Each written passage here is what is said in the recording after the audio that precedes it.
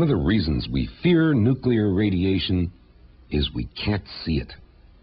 It was Henri Becquerel who took a photographic plate, enclosed it in opaque paper, and placed a sample of potassium uranyl sulfate on it. He stored it inside a dark drawer for several days. The result? An exposed photographic plate, the first visible evidence of nuclear radiation.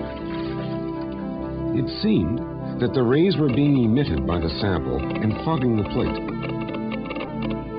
Rutherford and Ballard showed that this radiation actually consisted of three different types: alpha, beta, and gamma radiation. The most obvious difference between them is their penetrating power. Alpha rays are easily stopped, beta rays less easily, and gamma rays have a great penetrating power. Researchers soon found other differences.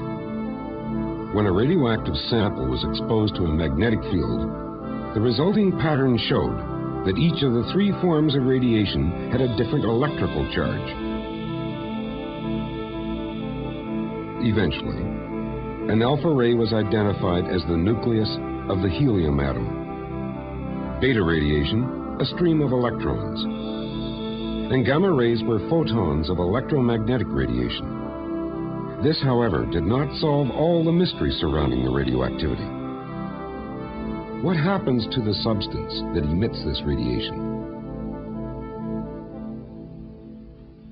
It was Ernest Rutherford and Frederick Soddy who first suggested a process called radioactive decay. Atoms emit radiation.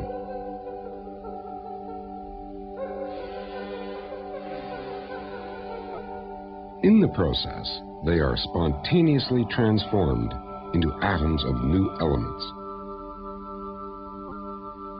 This change from one element to another, called transmutation, had obsessed alchemists in the Middle Ages. Rutherford and Soddy claimed that transmutation occurred naturally during radioactive decay. To explain this process, we must examine it at the atomic level. When radiation was first discovered, the atom was viewed as a sphere, which contained both positive and negative charges. Advances in the understanding of radioactivity went hand in hand with advances in the understanding of the atom. Rutherford suggested the mass of the atom was concentrated in a very small space called the nucleus, which was positively charged. During the 1930s, scientists realized that the nucleus consisted of positively charged particles called protons and neutral particles called neutrons. It was the number of protons that determined the identity of the atom.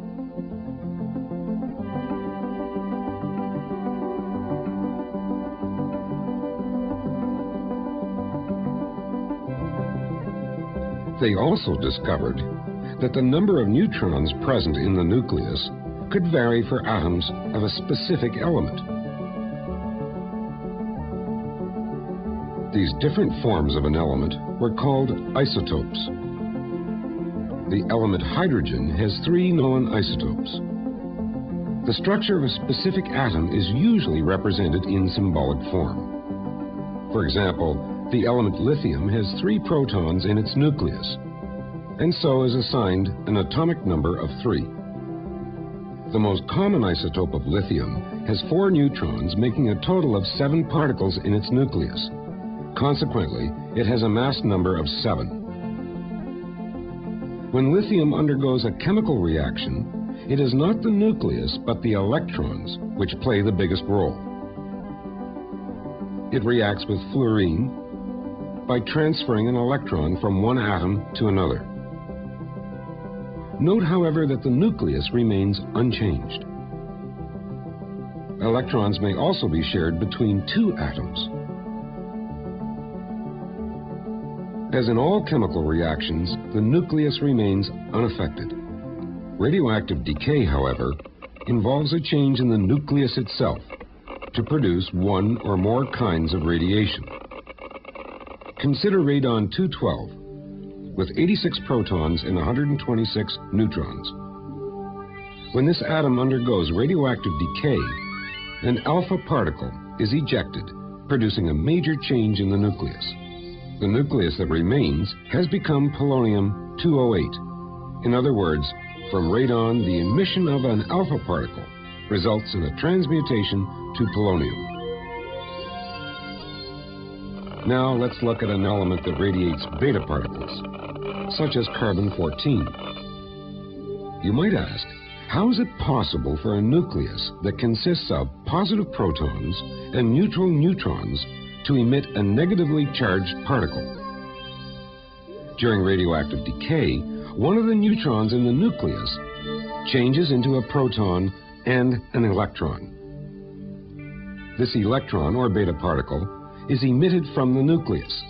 The nucleus that remains has one less neutron and one more proton, which transforms the atom from carbon to nitrogen. Let's watch it happen again. A neutron changes into a proton and an electron, and the electron is ejected from the nucleus. The third form, gamma radiation, may occur by itself, but more often in the company of alpha or beta radiation. The isotope phosphorus-34, for example, is radioactive. When it undergoes radioactive decay, it releases a beta particle, as well as a photon of gamma radiation, leaving behind a new nucleus, which is an isotope of sulfur. When Becquerel first discovered radioactivity, it appeared to him that radiation was emitted at a constant rate. Careful observation, however, showed scientists that the strength of radiation gradually declined over a period of time. If we examine a sample of the gas radon-212, we can see how and why this happens. When radon-212 undergoes alpha decay, the result is polonium-208. During a 24-minute period, half of the radon-212 nuclei undergo radioactive decay. Each nucleus emits an alpha particle, and in so doing is transformed into polonium-208.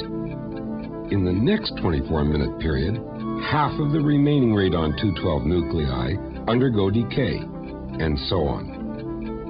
In other words, during each 24-minute period, half of the remaining radon-212 undergoes radioactive decay.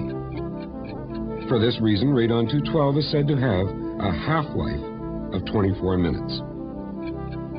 A graph will show that as time goes on, the activity decreases. During each 24-minute interval, the amount of radiation given off by the sample drops in half. The half-life for each radioactive element is unique and can range in value from a fraction of a second to billions of years.